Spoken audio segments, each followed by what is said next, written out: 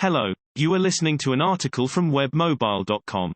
Webmobile, with a Y, provides quality, people-centered, professional mobile app and web development services with globally competitive pricing. The title is, "The website concept is still alive and well." With the rise of social media sites in modern times, some wonder whether the concept of a personal or organizational website is still valid. After all, why should anyone spend time and resources in developing a website, when they can easily create a profile page on social media sites like Facebook or LinkedIn? A question of evolution. Part of the answer to this question lies in the fact that all things are subject to one law: the inevitability of change. As systems and ways of doing things evolve, the old ushers in the new, and some of the old becomes obsolete.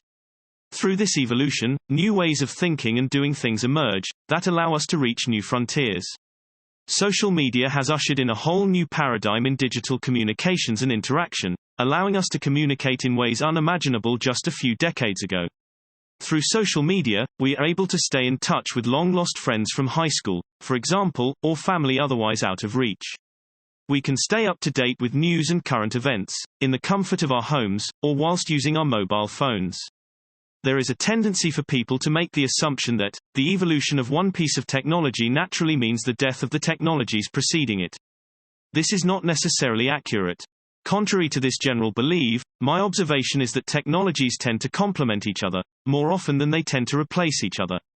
For example, the arrival of email has not spelled the end for regular mail, nor did the arrival of the automobile see the end of rail transport. A matter of doing things differently. If you have ever managed a website, or at least spent time to look at how one is managed from a functional point of view, you will agree that the approach is vastly different between social media and a website. In fact, the two approaches are vast worlds apart. A website is supposed to curate information about the owner in one place. Whilst this information is kept relevant and up to date, the rate at which this is done is enormously different for the two platforms. Social media is about providing the latest information with instant feedback from your audience, which allows for multiple interactions. If you are like me, you probably feel more comfortable having some parts of your life being within your control. A website is a channel that provides just that. Unlike social media, which is completely in the control of the social media company, a website is within the full control of the owner, who has carte blanche with every aspect of what gets published on that website. A balancing act. The reality of the matter is that websites are not going anywhere anytime soon. With regards to social media and websites, the prudent approach for anyone trying to reach an audience is to carry out a balancing act. There are things that a website does well, for which social media is poorly suited. And there are things that are best done via social media, as opposed to a website. Only by balancing what goes where and how, can anyone fully realize their full potential.